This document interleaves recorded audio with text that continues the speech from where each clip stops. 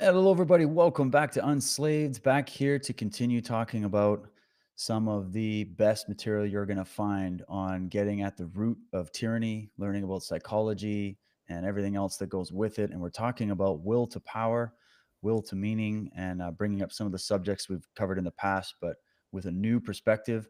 So, Michael, good to see you as always.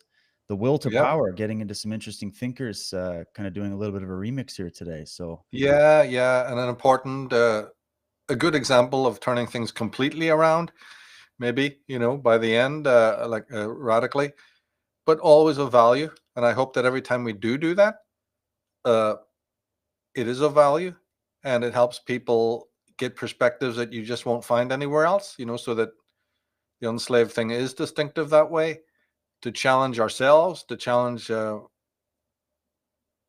whole perspective that one may. We've done it anyway with tons of other subjects, saying no, it's not satisfactory that we become as dogmatic as our enemies in the normie world. Let's not fall into the same.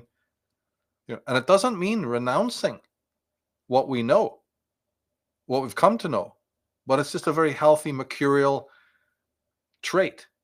To be able to say, you don't have to lecture me on the opposite of what I believe.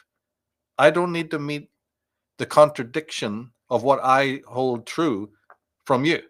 I know it myself, which is actually taken up a couple of steps. It's actually a magical principle, a very important one. So, I try to do that consistently. Of course, what we're talking about is will, the will to power. It's taken a lot. This one's been on the shelf since about 2009. I mean, 10. We're talking about, again, big thanks to members for making this possible. Because one has to do justice to it. There is a sub theme, though, uh, before we get into the will, and that dawned on me to make a mention of it, and that is that it used to be quite common back in the 60s, and it still is with certain people, the question, which is really more important, philosophy or psychology?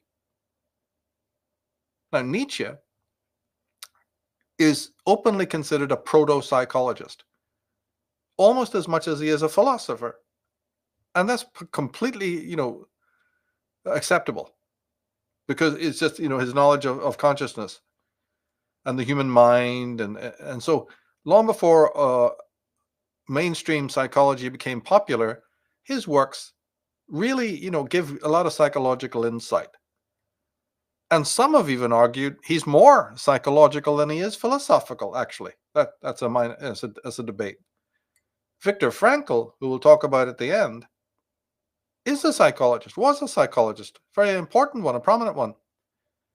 But Heidegger, who we'll also make mention of a lot, really doesn't look like he had much time for psychology. And it was all philosophy, apparently. So what's that all about? One could become, like I, was, obsessed with finding out the answer to that, because the contemporary world, modernism, postmodernism, why would anybody who claims to be a thinker of the first rank eh, not only not mention psychology, but kind of almost disdain psychology? And if there's a reason why anyone would do that, I want to know what it is. Because if it's just, oh, I couldn't be bothered type of attitude, well, maybe I can't be bothered then to know what your philosophy is about. That seems very cavalier, especially in the modern age. You know, how are you answering Kant? Think back to our series of the summer, right back to the, understanding modern art. What did we say? That is accepted by Immanuel Kant, the second Copernican revolution, that put this thing called the I, the ich, at the center of everything, the center of consciousness, of meaning, of nature, of the great quest, epistemology, rather than metaphysics. Fichte follows, Hegel follows, Schelling, the whole world follows suit. Schopenhauer, Nietzsche, this is it. And then you get the hard psychology of the Freuds and the Jungs and the Adlers going, yeah, we're making even better headway here. We're really knuckling down on finding out about this self. Well, okay, we get the Heidegger. How's he answering the Kantian second Copernican revolution. What's his take? Well, you don't seem to be able to find it. I find that intriguing.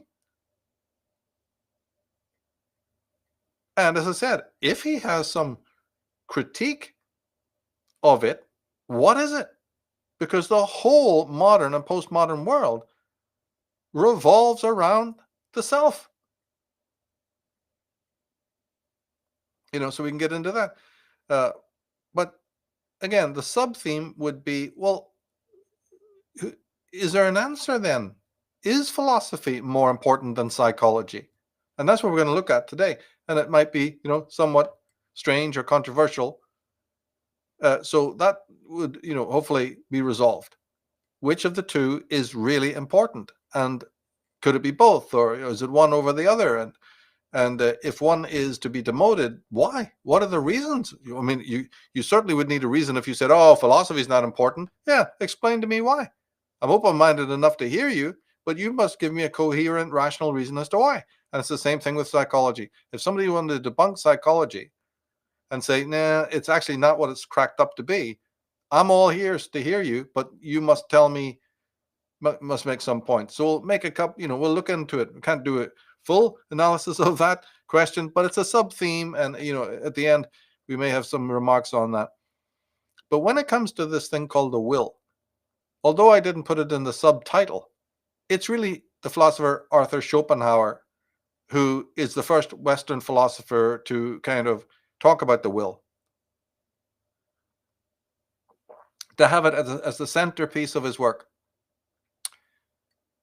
And sadly, although he is an incredibly brilliant writer and extremely expressive, philosophically speaking, his actually ideas about the will are rather inconsistent and often blatantly contradictory.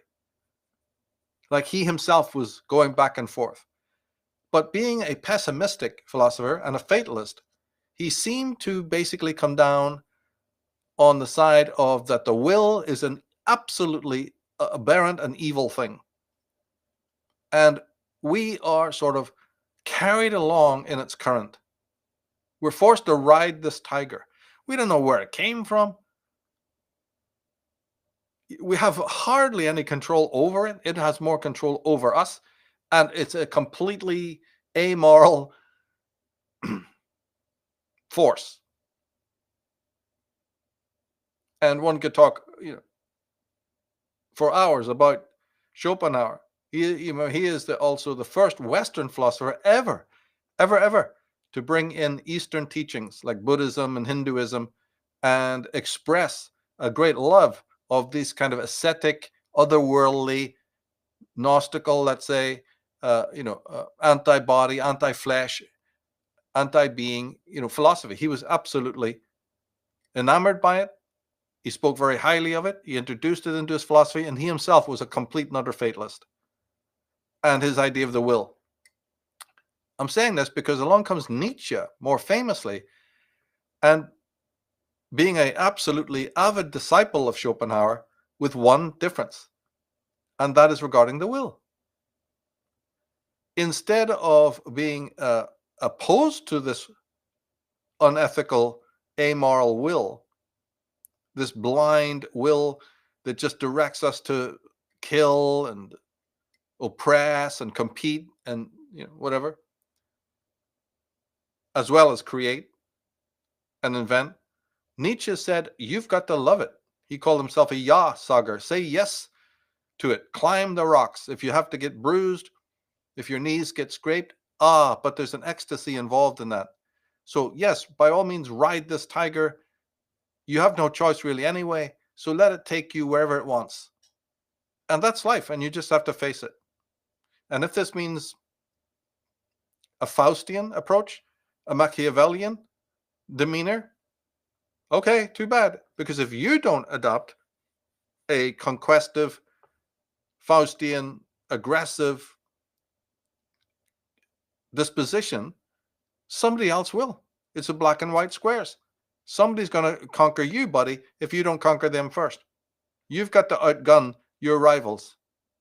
I didn't invent it, says Nietzsche. Neither did you. It's just the way things are. And it's the same for an individual. It's the same for a society. So when the Romans come in and build their empire and smash everybody else and kill off the previous empire, and they absorb elements of a previous empire, that's the way it's done. Christianity is no different. You'll find this will to power everywhere. And the best thing that an ordinary human being can do is become its disciple. Discover the incredible power of this incredible stallion. It'll take you to the top. You want to run the corporation? You want to run the government? It's through this will and the exercise of. So get on board. Don't crawl under the bed and slam the door like Schopenhauer said and wait till it all just passes by in the night. Nietzsche is the great champion of the will. Histrionic, florid, expressive, and demonic in many senses of the word, right? Then comes along this very quiet, genteel philosopher, Heidegger, and he seems to go against Nietzsche. He was an expert in Nietzsche, as he was in Kierkegaard. There's all sorts of elements. He was up on what Schopenhauer was saying, and in a way, he was much more sophisticated than any of these people.